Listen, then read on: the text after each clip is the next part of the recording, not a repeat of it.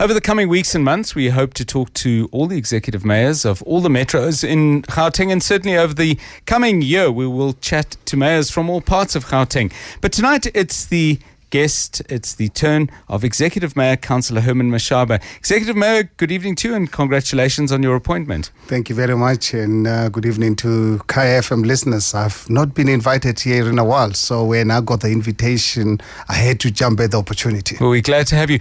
Executive Mayor, the elections are over. Isn't it appropriate to give more credit perhaps than you have to the good work that has been done in Johannesburg?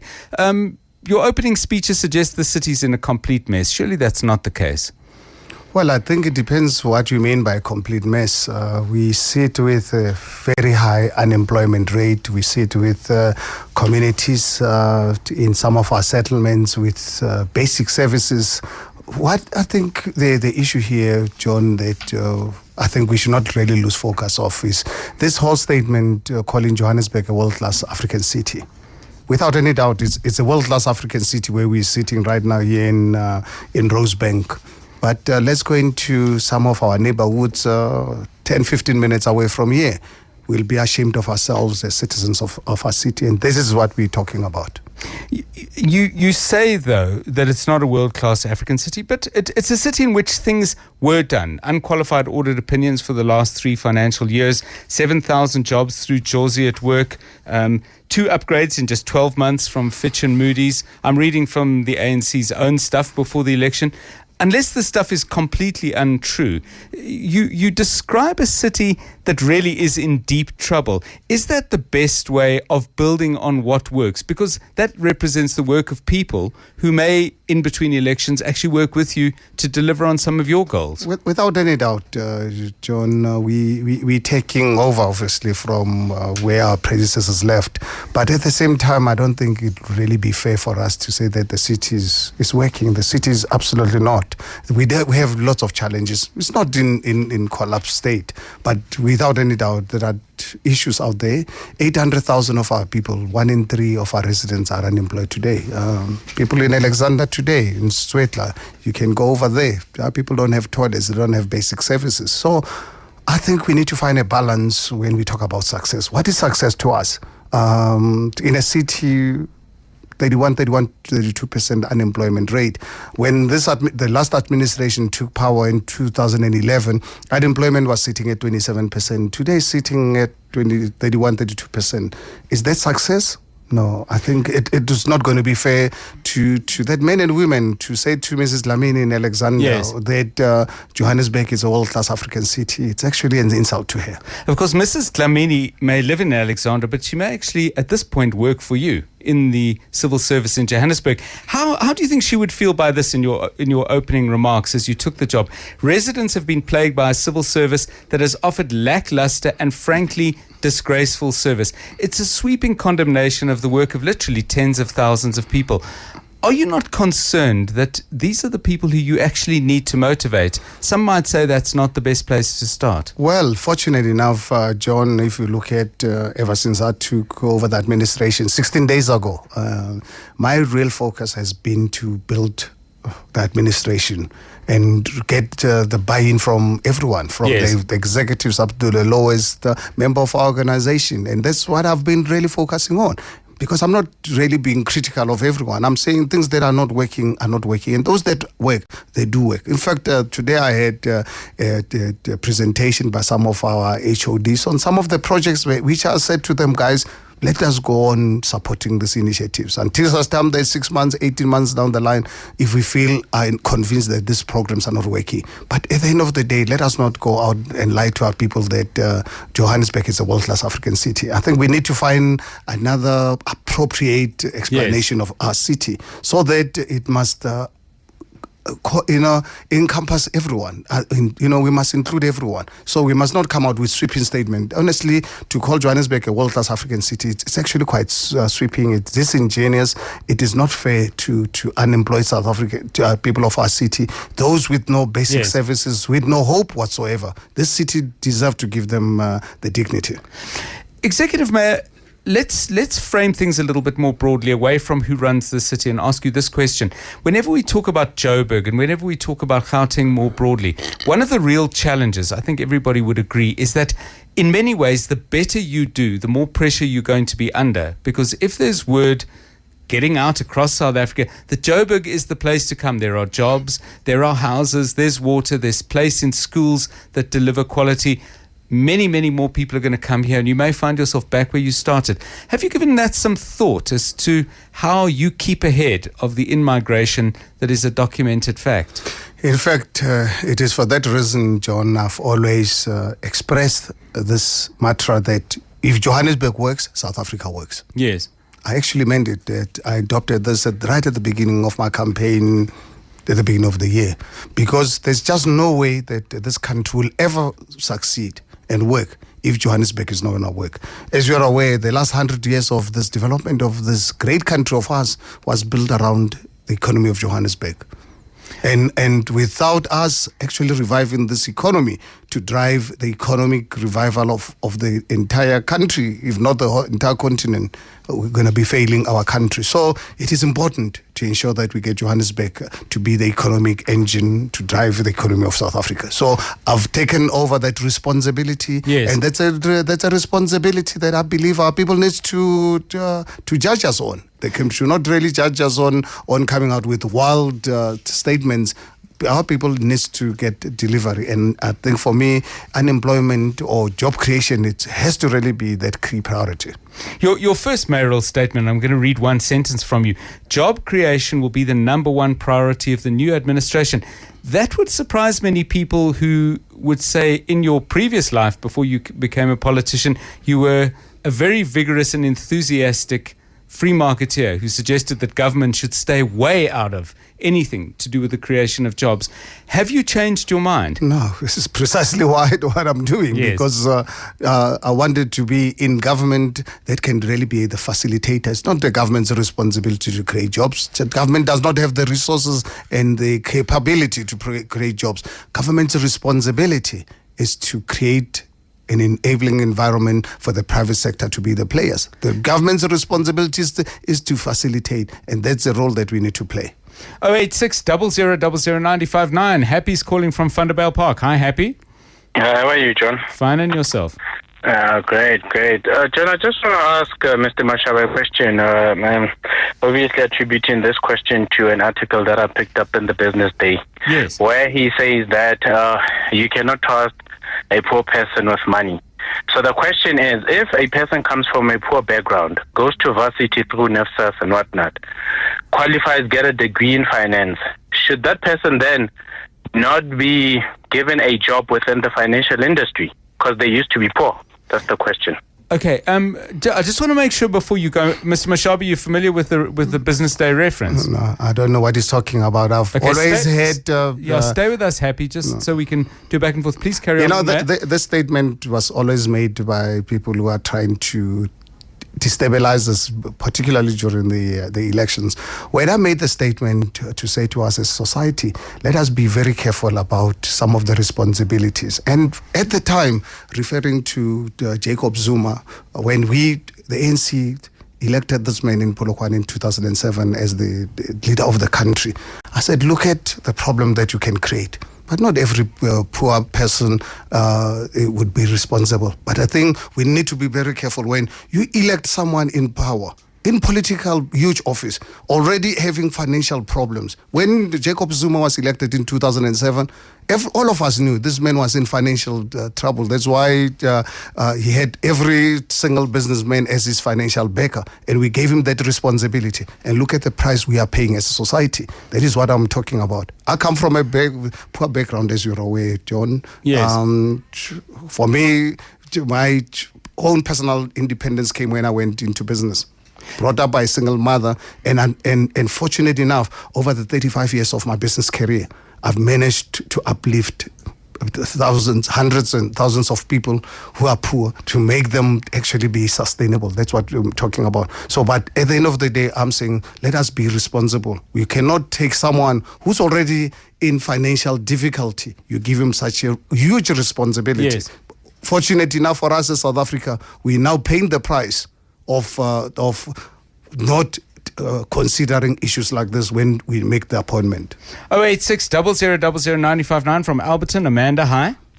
Hi, John. How are you? Fine, and you? I'm good. I want to ask Herman. When he was elected 16 days ago, he threw out all the people that were currently working in the office, and he came with his own people, right? Number one is, I want to ask, when he says that he's going to implement some of the strategies that were working or some of the developments that were working, which ones are those? And is Josie at Work going to be one of them? Because I know that for a fact that has been working. Is he going to be still implementing that? And two, when he comes on with such negative publicity, why is he doing that? I mean, saying... What do you mean by negative publicity?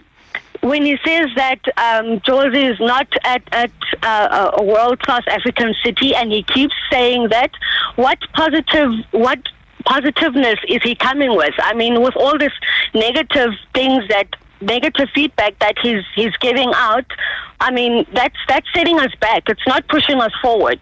Okay, Amanda, thanks. We'll get a response from the Executive Mayor in a moment. But one more question. Letswalo in Midrand. Hi, Letswalo. Hi, John. How are you doing? I'm fine, and you? All right, Mr. Mashaba, the guy. Mr. Mr. Mashaba, my concern is the Joburg hotline number, the 011-375 number. Yes. That number is a pain. You can't do anything. You'll hold or you'll get cut off. When you see water running from the pipe or a best pipe somewhere, or you want to report traffic lights or something, that number is it's a nightmare to get through to report anything. Okay, thanks. So a couple of questions for you, Mr. Mashaba. Amanda wants to know why you threw everybody out of your office when you arrived. Will you keep Josie at work? And she feels that you're being too negative about the state of Joburg. And let's swallow a specific question as well. The Joburg hotline, plans to fix it, if any at all? Well, I wonder who Amanda is referring to that I got rid of everyone. The city employs 33,000 people, and I'm not aware of that exodus of what he's talking about. So he probably knows something that I'm not aware of. And talking about negativity, we just had the last caller complaining about an issue that needs resolving. Is it someone being negative when you raise an issue? The voters of this country spoke on the 3rd of August. Were they happy? If people were happy, they would have still voted for the old administration. People vote for governments in and out, and it's not something unique to South Africa, something that happens all over the world. When voters are not happy with government, they vote it out. And when they vote it out, it means they need a new change. They need something new and fresh. That's what, it's not about being negative. It's about being realistic to ensure that no government can take citizens for granted because they'll vote you out. And I think we made history. The momentous event on the 3rd of August, then we encourage our voters out there to protect our democracy, to hold politicians accountable.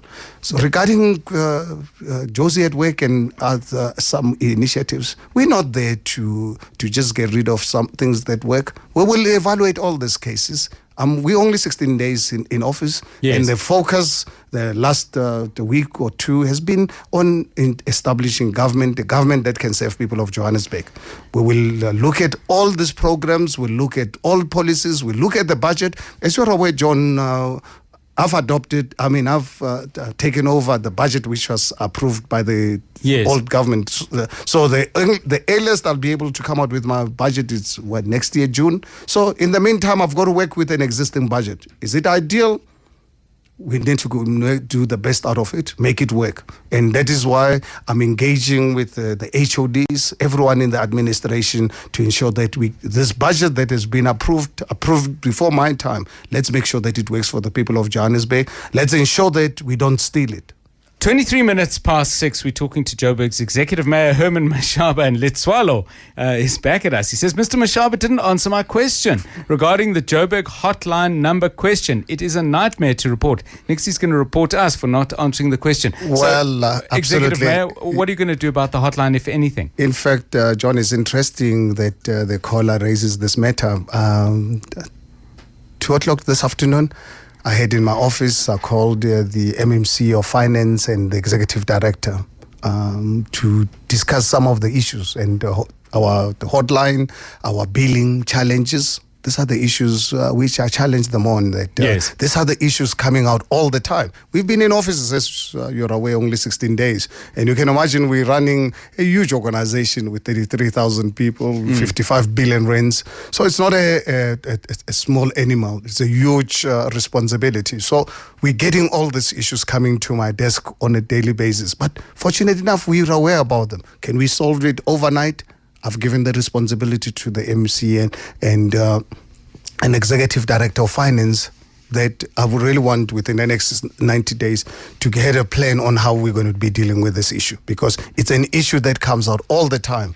Our people are not happy with the service levels that we are receiving. It is for that reason, John, last week spending 4 days with the executive team, I requested them to help me, and we all agreed and made a pledge that our focus is to establish a professional civil service, a civil service that recognizes that we are civil public servants. We're not there for ourselves, we're there to serve society.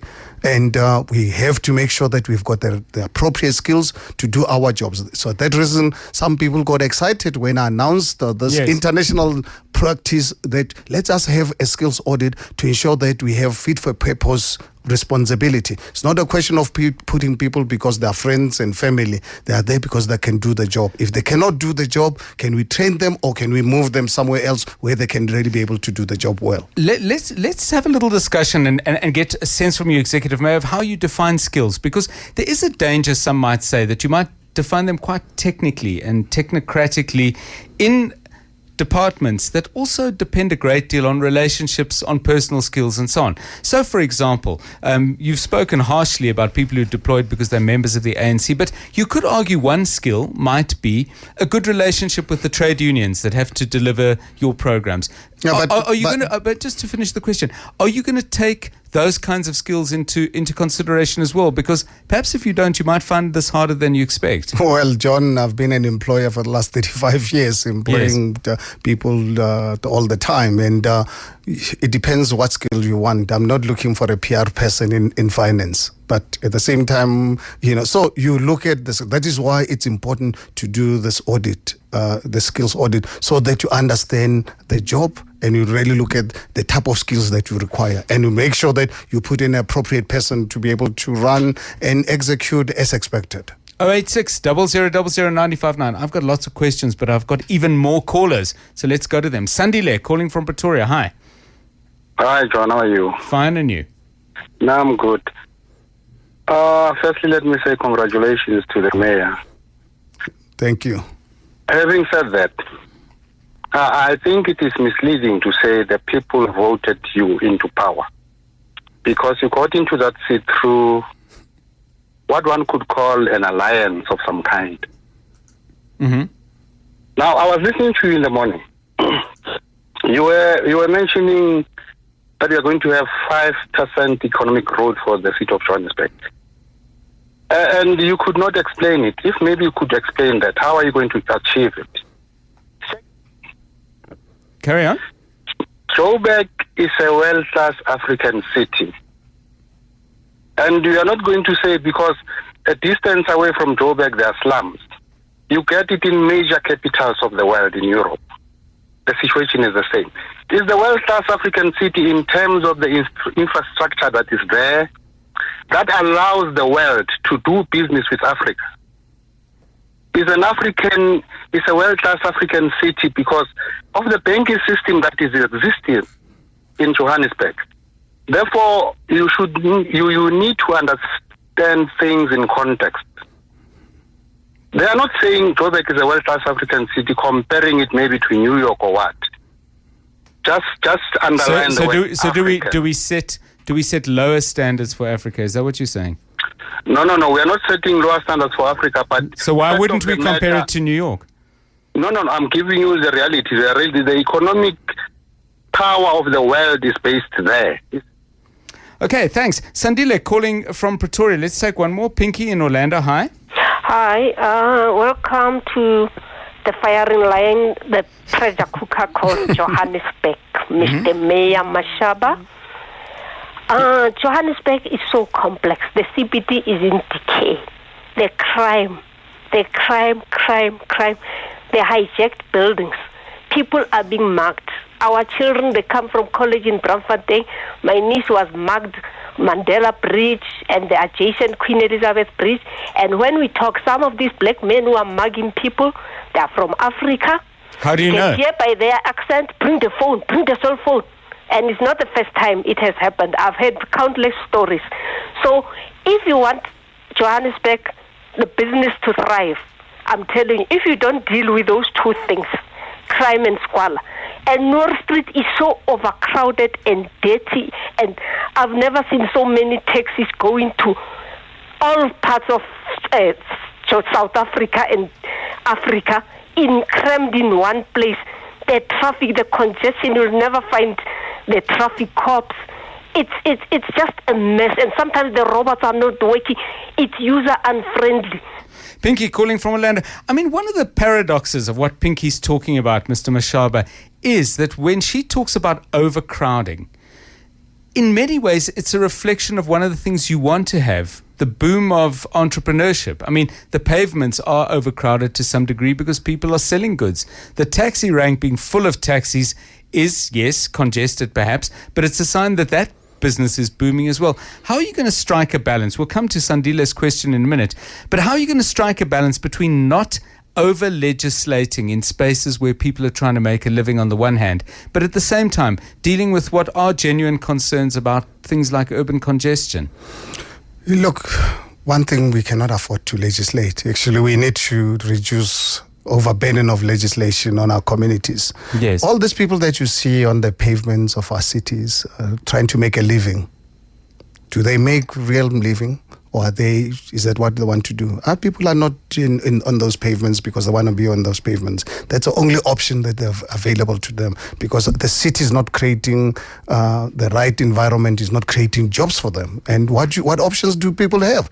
Go out and sell tomatoes and but people are whatever buying, on the side of the road. People are buying those tomatoes. Yes, that's what I'm saying is, but do they make enough living? Do they want to operate in that environment? People don't operate in that environment because they want to operate there. Our people want to operate properly in a decent environment where they can make money. But the thing is, that is when you don't have a government that creates that enabling environment for them. Government that provides, give people. So what would you do? Give people the right type of education to be able to graduate from operating, selling cabbages and tomatoes on the side of the road to be a sustainable business person. So we've been failing our people on so many fronts. I mean, educationally, I don't have to tell you, you're aware, 80% of our public schooling system in this country is dysfunctional. So we're not giving our people an opportunity to be able to fend for themselves. So, But how are you going to do that? Which takes us into Sandile's question. I mean, I think we can have a long debate about whether we're a world-class African city. I think that in some ways that's for another night. But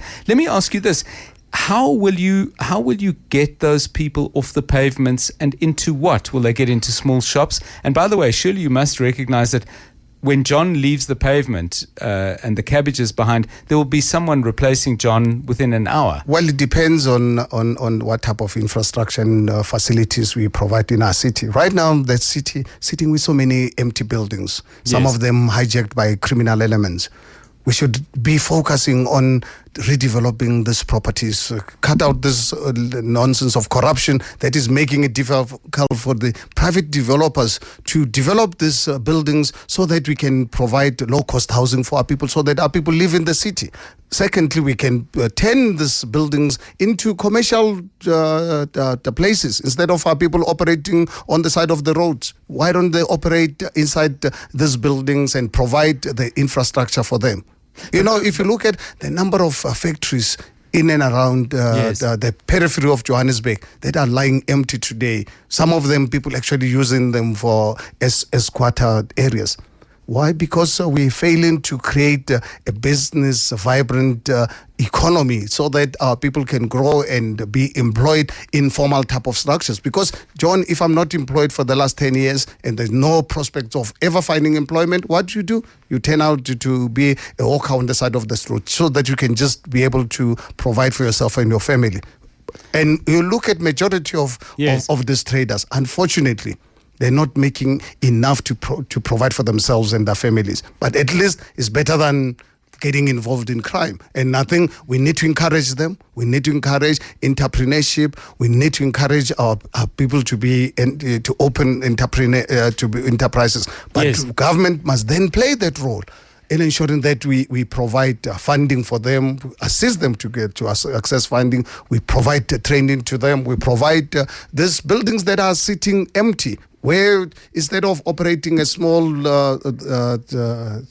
business from your garage in Soweto or Alexander, come into the city center where you can pay low rentals, because these buildings belong to the city people of Johannesburg. Why don't we get them to have access to them and make use of them? We need doctors, we need lawyers come and operate in our city centre instead of operating in Sandton where people cannot afford the rentals that are being charged there. 086 0000 959. VK calling from North Riding. Hi, VK. Good evening, John. Good evening. An evening to the newly appointed mayor. Yeah, good evening, sir. I just have two comments actually. The issue on Johannesburg being a world-class city. Yes. I've had the privilege of traveling extensively throughout Africa. We cannot compare Johannesburg to any other city in Africa. I've been to Luanda, I've been to Lagos. Nothing compared to Johannesburg. On a second note, I've also been to the US. I believe that the roads in Johannesburg are better than the roads in New York City. So for you to say that Johannesburg is not a world-class African city, I disagree. And my second comment is that taking office of mayor, you need to look at Johannesburg in a holistic view. I mean, you've just mentioned now that you're going to move the traders from Soweto into Johannesburg city center. What then happens to the informal trading in Soweto? So Soweto must deteriorate. Is that what we are preaching to our people? Okay, thanks. We'll give the mayor a chance to respond to that. One more call. Victor Meerdale, hi. Hi, Dr. John. An evening to my mayor. Good evening. Yes. Firstly, I just want to comment. I think, Mr. Mayor, you've been articulating your plans since your campaigning days and until now. And you got only 100 days in office to prove that you will deliver what you promised during the campaigns. It's high time now that we start seeing the plans that you've been talking about, and to continue as if you are still campaigning. What I want to say, of which is my concern, early in the morning and after hours when we come back to work, there's a lot of congestion in our roads, and mostly they are caused by JMPD.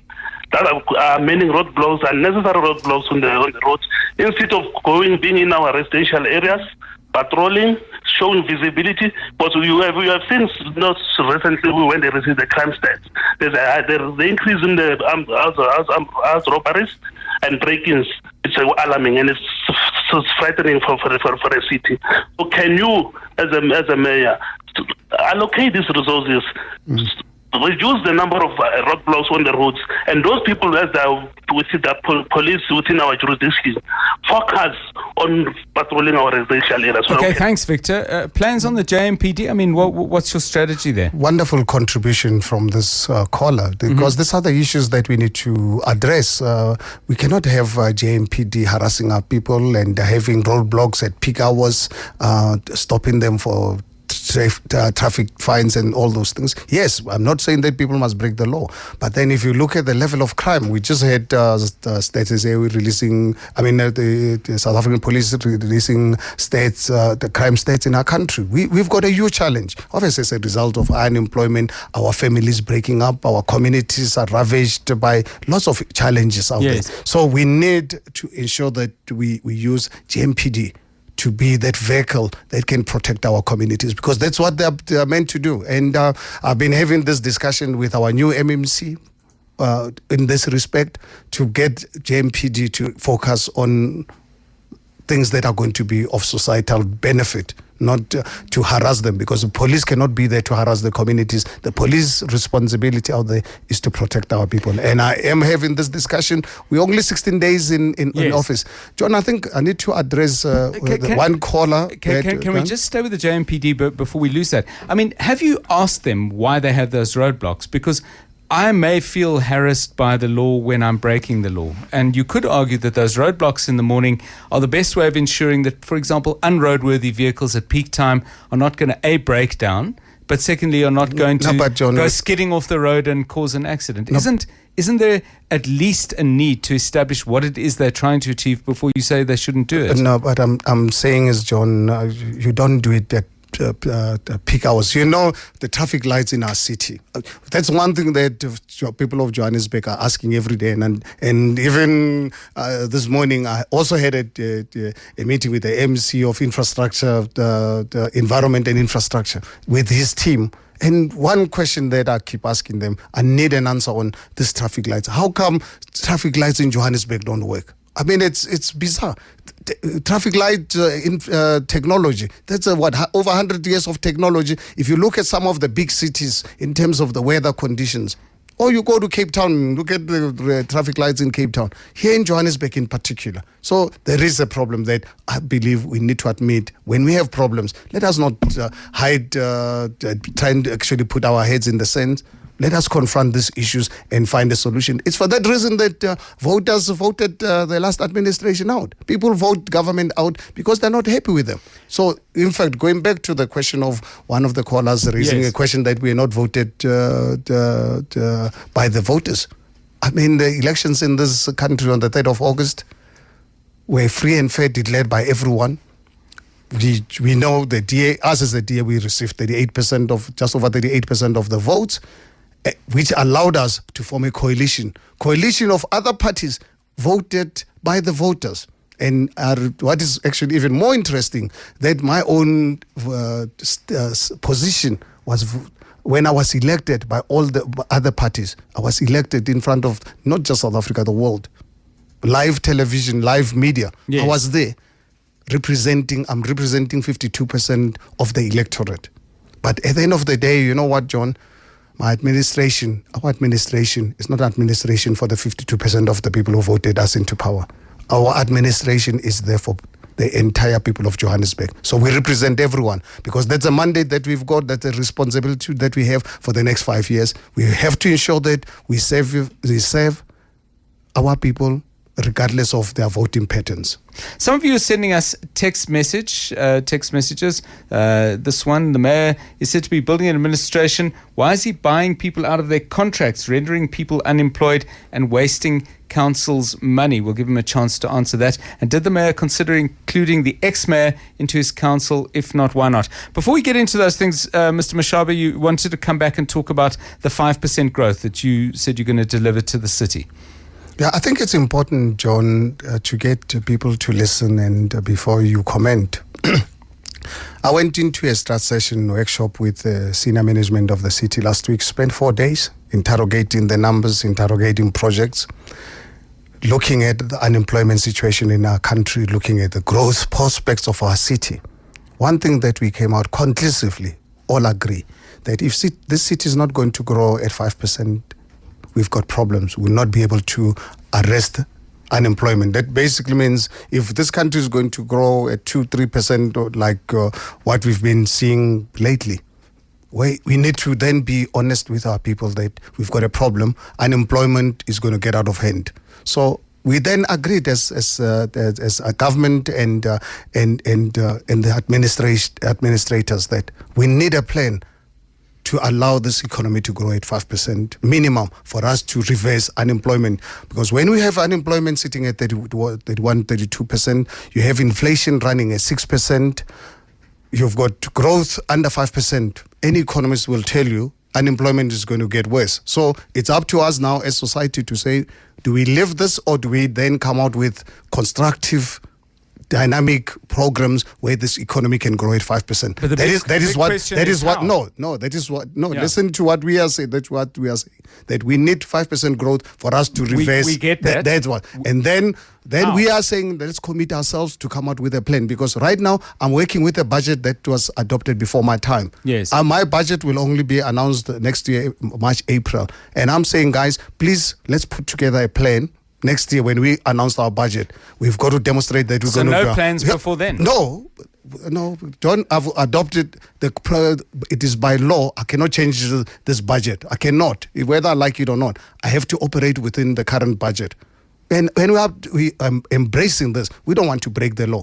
We've got to make sure that this budget works. But then, in a few months' time, in March, April next year, we've got to come out with our own budget. And now I said to the team, we've given ourselves the task to come out with a budget that can drive this economy to grow at 5%. Some of the programs that we will embark upon is to ensure that we have a professional civil service. We fight and make sure that we declare corruption as public enemy number one, because corruption steals from our people. It takes the focus from our administrators away from doing the right things. Let us encourage. But those things, with respect, Mr. Executive Mayor, are not going to grow the economy by 5%. No. While I take your point just to get clarity on this, I take your point that this is not your budget, but not having the budget surely doesn't prevent you from telling people like Kenilwe, who says this: the main question to all the details tabled by the mayor is how.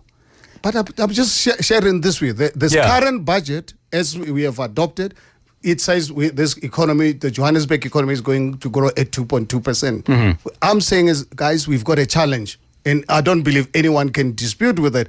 At growing at 2%, if we're happy to grow at 2%, then let us be honest with our people to know and accept the fact that unemployment will get worse. It can't get better at 2% growth, GDP growth, with inflation running at 6%. John, you don't have to be a rocket scientist or be an economist. This is a fact of life. So we're saying, guys, in preparation for our new budget, let us come out with a plan that we can announce, but we need a minimum of 5% growth. But then we need to work on that. So that is wait for us when we announce our plan in the new year. Then we'll come out with our plans. And I'm telling you, John, if we can cut out on corruption, you can invest, you can invite private sector investment, particularly small businesses, allow them to come and operate in our city where we don't operate with tenderpreneurs. We nurture entrepreneurs that operate on the basis of their skill, not because of their political connection. Those are some of the programs that can help. But at the end of the day, wait for us to announce our own plan, and we will demonstrate to you that we'll be able to grow this economy of Johannesburg better than how it is performing at this point in time. So two questions on the SMS line, Mr. Mayor. One is buying out of contracts. Have you done that, and what does it cost so far? It's interesting that people talk about buying of contracts. When I walked into the office on first day on Tuesday, the following day, ANC deployees in the office comes to me and says, Mr. Mayor, and I think I've accepted their response to say, look, we are senior ANC people. We've got to move on. We've got our contracts ending in December. And I said, guys, if you feel this way that you don't want to work for our city, there's no way that I can force people to work for me. More especially when they've declared. Fortunate enough, there were people who were honest with me that they are senior ANC people. It will not be fair for them to be engaged, more especially in the mayor's office. So, and their contracts were there until the end of December. What you I can't break the law. I'm a law-abiding citizen. So those that wanted to leave, and based on that contract, I did not give anyone so you haven't bought anyone out? I did not buy anyone outside their contract. So did anyone expect me, because they're ANC people, I must treat them unfairly?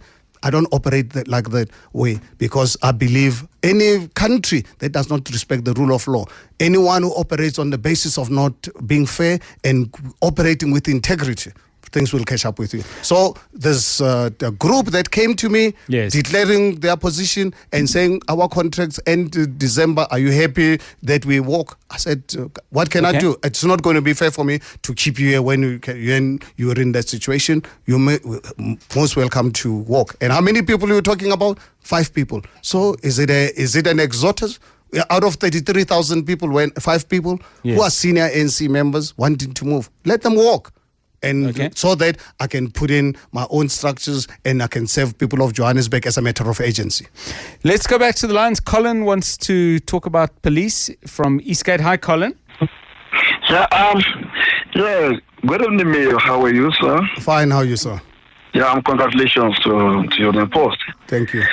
There's some other things which I just need to talk about. I need to talk about the insecurity actually in the CBD. Yes. The hijacks of buildings. Those are the part of the things that are giving problems in CBD, and definitely it's affecting people to come into the CBD to invest. You understand? Yeah. And then number 2, which I need to talk about, it's the issue of the e-toll, what plans do you have for the e-toll? Are we still, because this morning I was listening to the news this morning. E-toll is not a city responsibility, so the mayor can't do anything about it, I don't think. Well, we can engage, but they have no legal right to change the e-tolls. No, I know. You have no legal right. I know that. So his plans. I don't think his plans will be all that important. Thanks. Pearl's calling from Orlando. Hi, Pearl. I'm fine, and how are you, everybody? Thanks to the mayor. John, we can talk the whole day with this Johannesburg thing. As a citizen of South Africa, I truly, really feel this is unfair to us, as South Africans who fought for years ago up until now, but we're still not enjoying the comfort zone of our country. The first thing, it's true that the lawyer needs to take up all those buildings that are being hijacked and being robbed off. And another thing, the street vendors, seriously, to be on the street like that, selling those vegetables to us that needs to eat those, it's still not healthy. Where the inspector Why is it not healthy? Why is it not healthy? Because the environment of it's not healthy. It needs to be in the shop. It needs to be inspected. I mean, food, I believe that. But then don't buy it there. I mean, some people are happy to buy there. Yes, you're not. Fine, John. I understand. Don't buy. But with the health education, that's where it pops in. They need to have proper places where they need to be put in the shop, because even criminals hide between those people. Pearl, thanks. I mean, there's a real debate around this issue of hawkers, by the way, where Marty says, "Can the mayor please," and puts the word "please" in capital letters, "consult hawkers before moving them off the pavements into buildings they sell where their customers are." Maybe you want to respond on the hawkers thing and then give us your views, Mr. Mayor, about hijacking of buildings and how you think that might be dealt with. Well, John, I'm sending a note and a notice out to people who've hijacked buildings in our city center. Carry on. We absolutely have no mercy. We cannot apologize.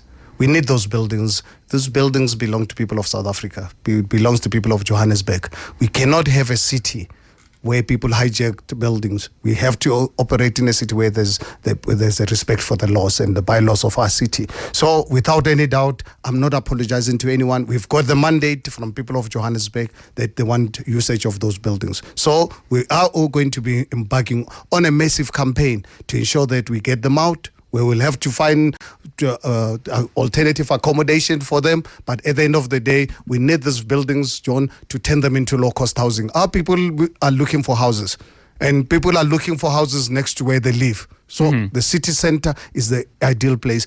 There's private developers in our city who are willing to work to put in their own money tomorrow, billions, in turning these buildings into low-cost housing, turning them into commercial spaces for our people. And unfortunately, there's no way that anyone would expect us to allow criminal elements to hijack our city. Unfortunately, it's not going to happen in our administration. We'll do it on behalf of our people. We'll do it with consultation. But people must understand we've got limits how far we can allow people to hijack our country. Because you're not just hijacking the building. We are hijacking the economy of this country, which is the heartbeat of this continent. So we're not going to allow that to happen. Actually, next Thursday, I'm having a 2-hour session. I've invited today all the property developers in the city of Johannesburg, private properties.